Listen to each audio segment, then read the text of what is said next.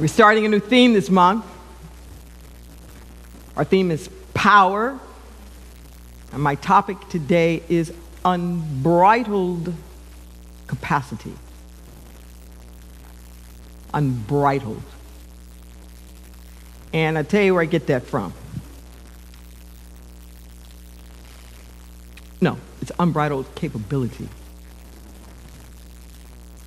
Unbridled capability. So, I went to my spirit definitions. Spirit definitions that take different spiritual qualities and principles and explain what they are. And all of the qualities, everything is always an action, it's always a verb. I say this time and time again. Everything's energy, everything is in motion. You are a verb. You're not a noun. You're not just an entity in the universe. You are activity itself in motion. You're a verb. Faith is a verb. Peace is a verb. It's something to do. It's not something that you can get. We're busy chasing after things like we can get them when it's all about what are we to be. Okay? It's the same thing with power. Power is not something that you can get. It's something that we already have. But we just have to recognize it. And in all these definitions is always the same. It talks about what we have to do, what we have to bring to the table. There's something about how we're showing up in the world and some shift that we need to make to meet what's already here in order to experience the spiritual qualities. I can't say that enough. That they aren't something we get. You don't get health. You don't get love. You don't get peace. You don't get joy. You don't get power. You don't get courage. And you don't get these things. You are these things. And what do we have to do to awaken to the truth of who we are? That's very different than where is it? How do I find it? Who do I have to get it from? When is life going to give me permission to experience it? It's so not about that. It's not about that. It's about recognizing that what we're looking for, we're looking with. We're looking for, we're looking with. It's always a verb. It's always a verb. If you think you can obtain it out there, you're mistaken. Because the only way you'll ever know it is as the verb of your own being. Listen to what I'm saying. The only love you will ever experience is the love that comes through you. The only love you will ever experience is the love that comes through you. It doesn't matter how much love is coming to you. If you're not meeting it with love, you won't feel it. You could be sitting around at the dinner table with a whole family of people who love you. You not loving them back, you won't feel it. Let that soak in for a moment. It doesn't matter how much forgiveness other people give you. If you don't have forgiveness in your own heart, if you don't have something that can meet that forgiveness coming to you, you won't feel it. I don't care how much good music is all around you. If the music within you isn't meeting it and connecting with it, it'll just be a bunch of noise. Listen, it's not that the music is coming to you. The music is inspiring something within you. So you are rejoicing with it. If we're in an art class We're here talking about power. Okay? If we're in an art class and I'm your art teacher, which you'll be very happy that I'm not. This is all hypothetical. It's just an example. If I'm your art teacher, you really are glad I'm not your art teacher. I can't teach you how to paint like me.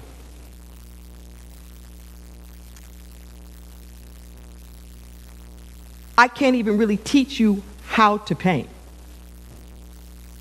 All I can do is inspire the painter in you. That's all I can do, is try to get you out of your own way so that the painter that is within you can come out. I can't make you a painter, but I can inspire you to paint, to be the verb. And in the verb of it, then you begin to see, oh, that's part of who I am. But we want to get stuff and label ourselves as things we're not being. You got to be it. So it describes power in these spirit letters.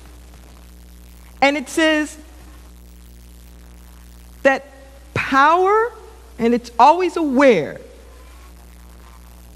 Okay? This vast, energetic field, its convergence of energies. It's not just a specific time where you do this and it's over. It's aware. It's like any time these things come together anywhere. So it describes it. It says that power is where your effort discovers. I'm just going to stop right there for a moment. So what do we bring into the table with power? It's our effort and our efforting. But to really experience our spiritual power, that efforting has to discover something. It's got to discover something. It's not about more efforting. It's not about being more of what it's doing. Our efforting has to discover something. And it says what our efforting has to discover, it says it has to discover, this is Spirit Voice speaking, my unbridled capability. Your efforting has to discover my unbridled capability. Capability, that ability to do. I'm going to talk about that more. It's another spirit definition of that. But it's this word unbridled that's so choice. That's not a word we use a lot these days. Bridled. But when you bridle something, I'm going to come back to this. When you bridle something, you shackle it. Where we think of it the most is with horses. Okay? You strap this stuff onto the horse's head that allows you, with the straps, to control him. Okay, listen to what I'm saying. We're bridled. We're bridled all the time. We've got external stuff that we have strapped onto our heads. And that something up there, back there, our ego, other people are pulling them strings. Turning our head this way, turning our head that way, kicking us in the shins and making us gallop, attaching the blinders onto that keeps you a little focused like that. That's what it means to be bridled. Okay? That's what it means to be bridled. We bridle ourselves. We bridle ourselves with our own shame and guilt and doubt and fears and worries and anxieties and lack and limitation and yada, yada, yada. It's like a harness that's on us that you can attach straps to. Listen to what I'm saying. Because, see, as long as you've got that bridle on, the straps are there. You can use them. Other people can use them. You're strapped. You're bridled. Okay? We've bridled ourselves. Spirit is saying is that within the universe, that the power of the Almighty is unbridled.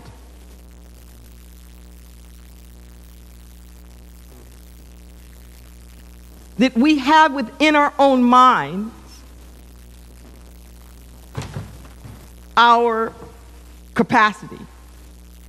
We have in our own mind how much we can do or how much we can't do. That's based upon stuff, whatever. Based upon what we think we've seen happen in the past, based upon statistical information, based upon the laws of our identity. Listen to what I'm saying. The laws of our identity. Because however you see yourself, you're governed by the laws of that. So, and I'm not saying people aren't in circumstances, but don't identify with them. See, don't identify with them. See, if you perceive yourself as being on a fixed income, and that's what you keep telling yourself, then that's bridling you. That's putting shackles on you, those little shutters, so that you won't see other possibilities of good that can come your way. Because you've already predetermined it's only going to come to me this way. When you say, I'm too old for this, or I'm too young for this, or I'm too fat for this, or I'm too stupid for this, or I'm not educated enough for that, we're governed by the laws of that. I'm a single mom. I've got kids. Who's going to want me? I'm not making light or fun. What I am saying is that don't bridle yourself. Don't bridle yourself with this stuff, because it's just stuff. It's just stuff. And it doesn't mean any more or less than you make it mean. I got a little amen corner over here. He's with me. He's an amen corner. I love it.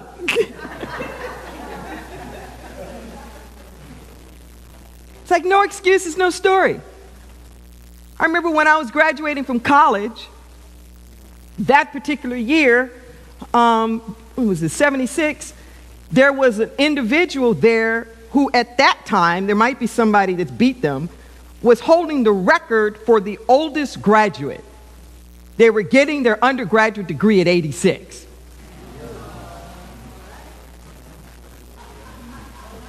Why not? I remember a conversation that Terry Cole Whitaker talked about. She said, well, this guy is telling her all his dreams and stuff he wants to do. And she says, well, what do you want to do? He says, I want to be an engineer. She says, why don't you? He says, well, if I go to engineering school, in 4 years, I'm going to be 40. And she said, well, how old are you going to be in 4 years if you don't go to engineering school?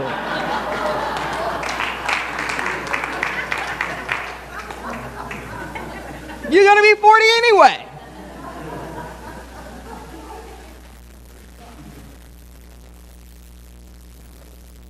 I'm having a flash now. It was one of the most extraordinary things I have ever seen. I can't think of the guy's name, but I'm sure if you Google him, you could find him. This was a number of years ago, and I was watching a sports show. It was Bryant Gumbel. And he had this motivational speaker on, real handsome young man. And he was showing his life story here. So the guy was a champion wrestler. And he had no arms and no legs. He was a champion wrestler. Okay? He had nubs that were like right about where a bicep should be and right about halfway to the hip. And he was determined that he was going to be a wrestler, right? So what would happen? He was like a little pit bull on 4 legs. And he'd get down there and he would just like rush him, hit him at the knees. Just like with such force, it would blow him over, and then he'd just jump on their, just crawl up on their chest. He was like a pack of cement, and they couldn't flip him. They couldn't grab him, they couldn't flip him. There was absolutely nothing he could do. Game over. He was so good that they showed clips of the, I guess it's like the NCAA, like the college, collegiate thing, that were having debates about whether he should be allowed to wrestle because he had such an unfair advantage.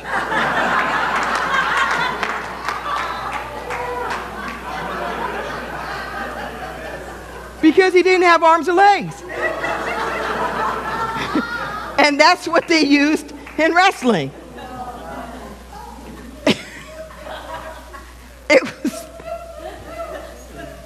It was the most extraordinary thing.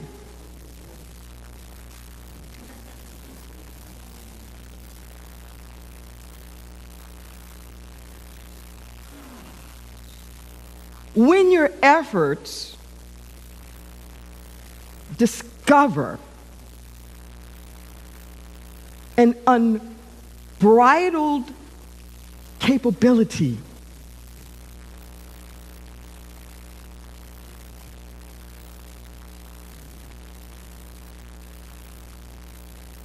so I've been thinking a lot. There are a number of conferences that I'm going to be involved in this month. And one of them is a conference in St. Louis called Rolling the Stone Away. Nothing like this has ever happened. It's this big archival thing. I don't know who's underwriting this thing, because at least 100 of us are being flown in, and, reservation and lodging and all of the rest of that. And it's taking a look at the LGBT movement from the religious perspective.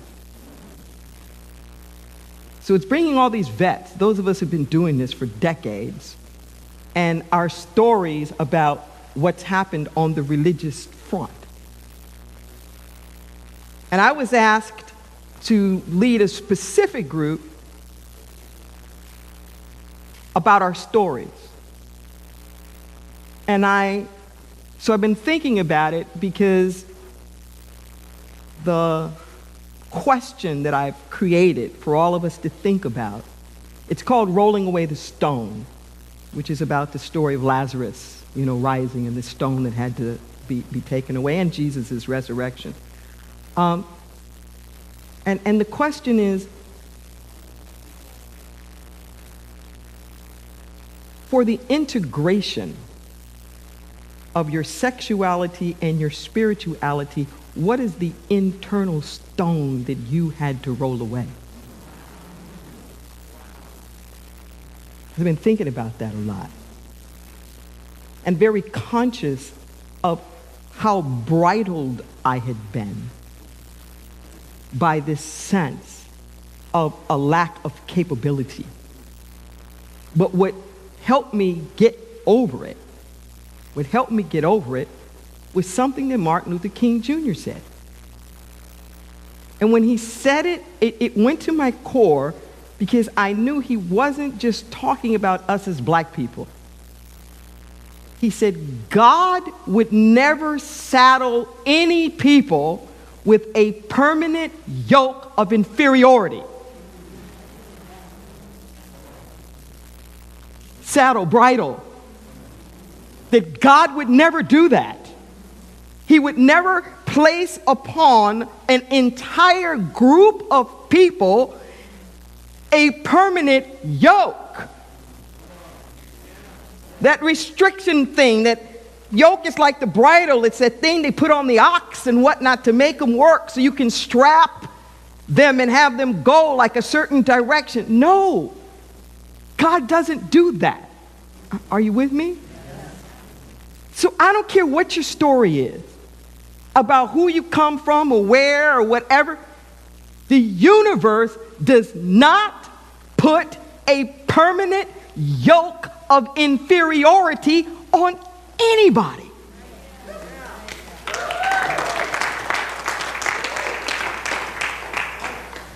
Just doesn't.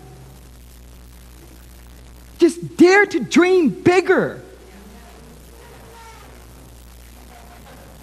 Dare to dream bigger. I'm having a flash now of Christopher Reeves.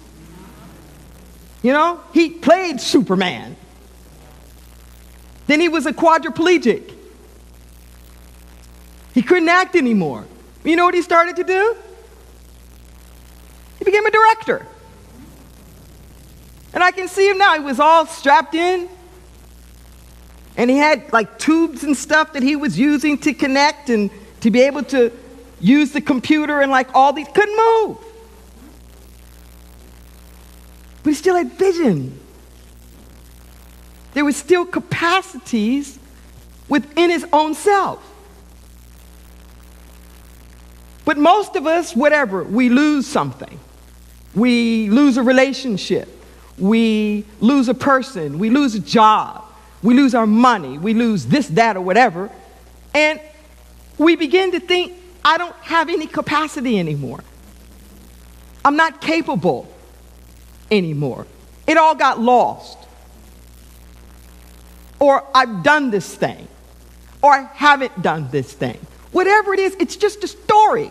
Do you hear me? It's just a story. Don't let that story dictate your sense of how much you can do or not do.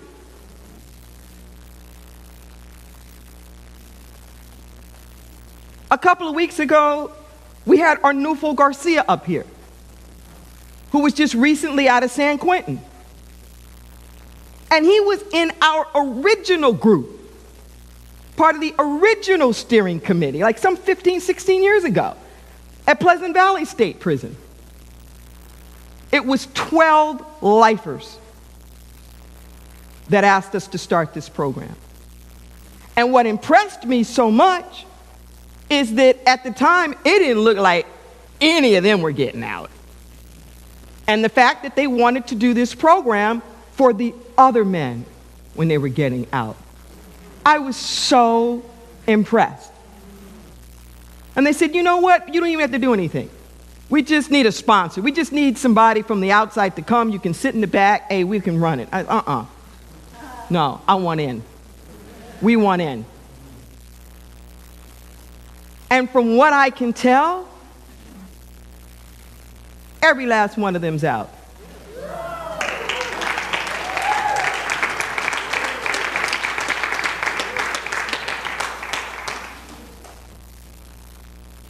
I'm talking unbridled here.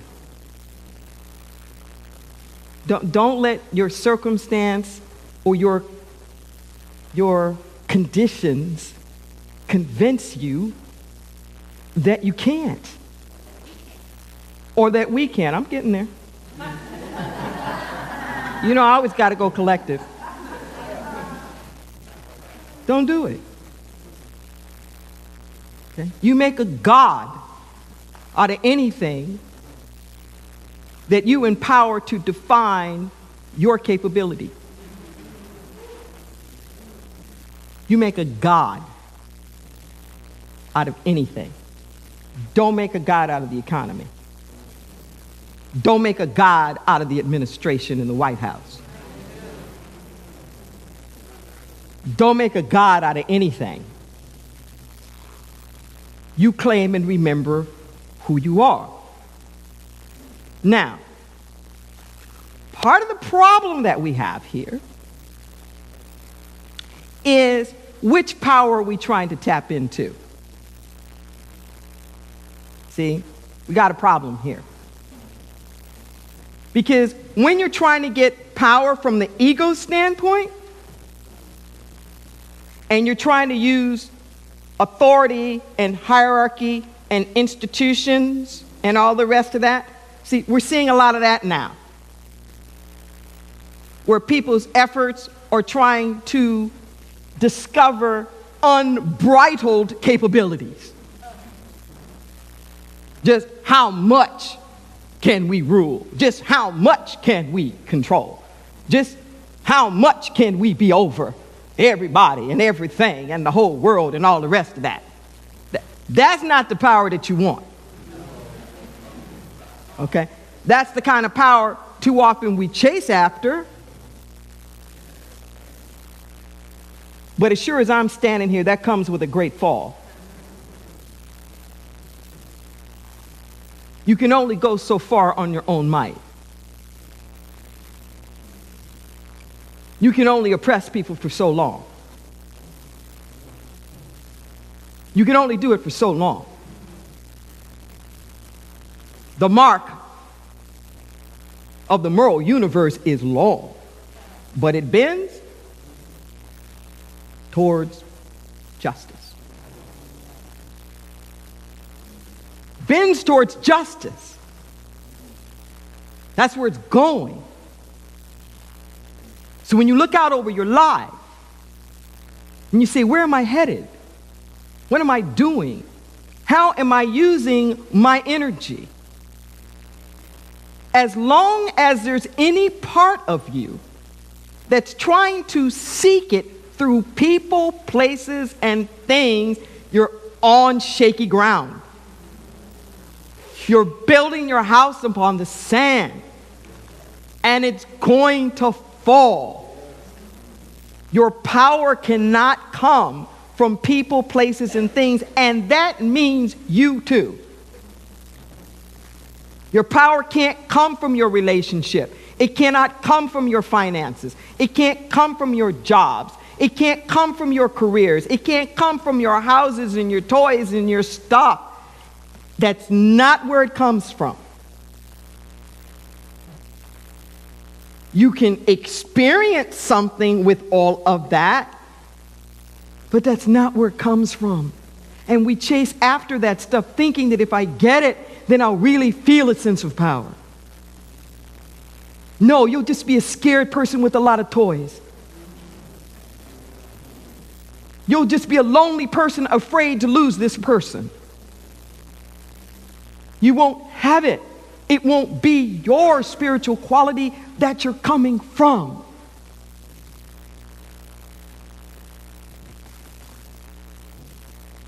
There's a famous story in the Bible about a man who's sitting at a pool. And there are these 5 gates and porches, and I'm not going to go into all of that, but it's the pool of I always mess this up. Bethsaida.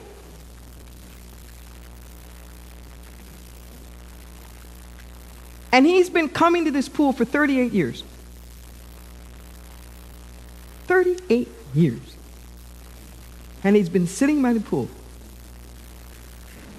Now this pool was an eddy. It was a whirlpool. That sometimes the way that the story goes is that the angels would come and stir the water, like make it activate. And it had very healing medicinal powers when that happened. We get that song, Wading in the Waters, from this particular story. God's going to trouble the waters. Going to stir it up.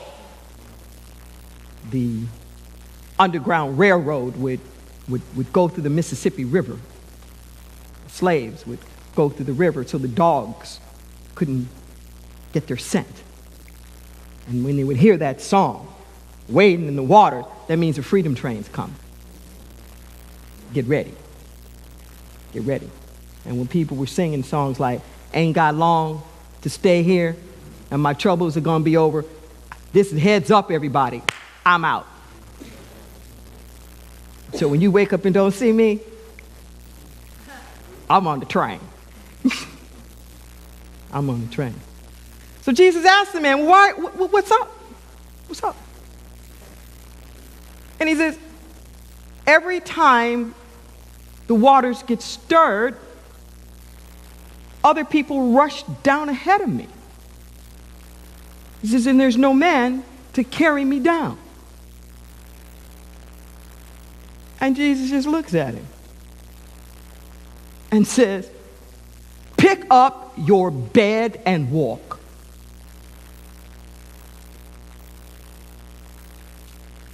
And he picks up his bed and walks.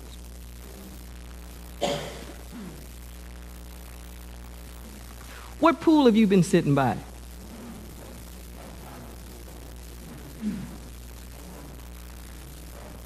What waters have you been trying to get into? Who or what have you been waiting for to pick you up, take you to your promised land, take you to the healing place? Who are all the people who keep getting ahead of you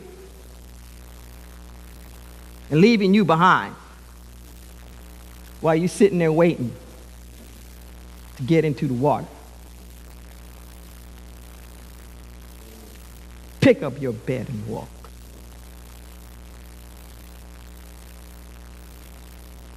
I don't know what it's going to look like. Obviously, that's a metaphor. Okay? But it's to stop waiting. Stop waiting. Stop assuming that somebody, something else, external, has to come along here and rescue you. Know that there's something within yourself. And if you have the courage to tap into it, you will find that you have capabilities that you couldn't even imagine. There's more strength within you than you can possibly imagine. There's more courage within you. But here's the trick. You won't know it until you tap into where you think you don't have it. Listen to what I am saying. The only way you're going to know it's unbridled is to tap into where you think you don't have it. It's when you think I can't love anymore that you really discover more love.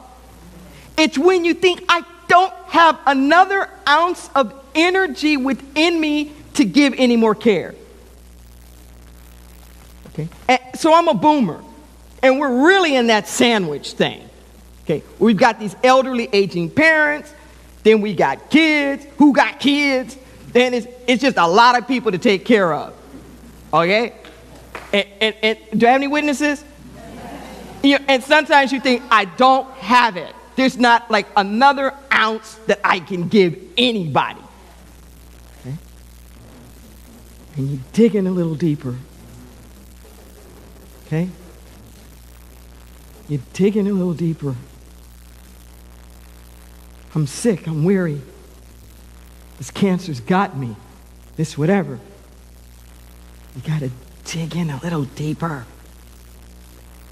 Right in that body that you think is failing you, the help is in that one. It's not in another body. When those relationships are so off, you gotta go back into that one. If you want to heal that one, you can't heal that one going out getting another one. If you want to heal that one, you go into that one.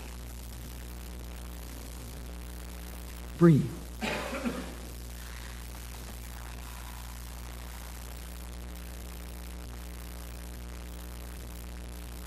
It's Yom Kippur.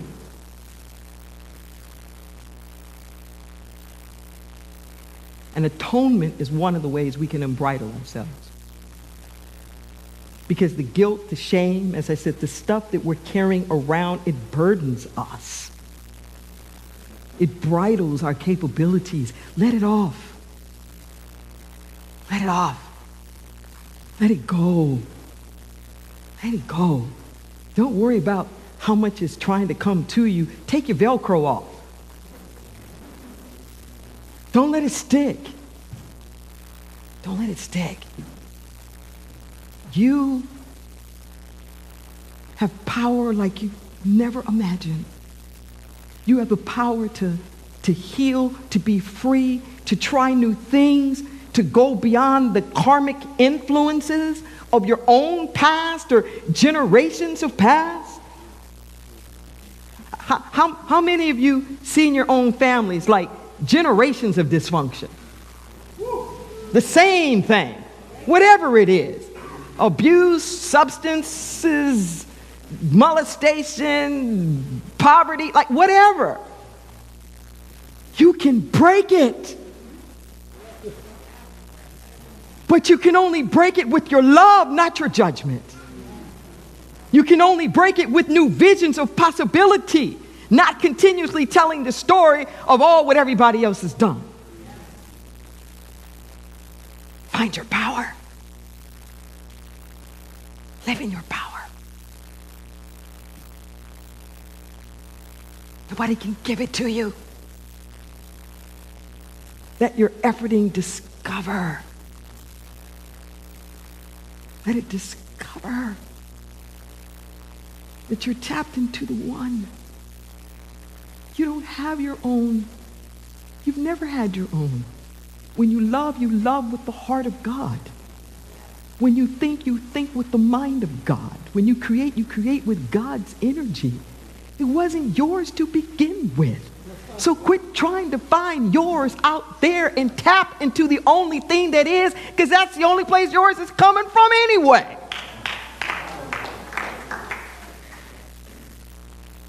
Surrender. Let's pray.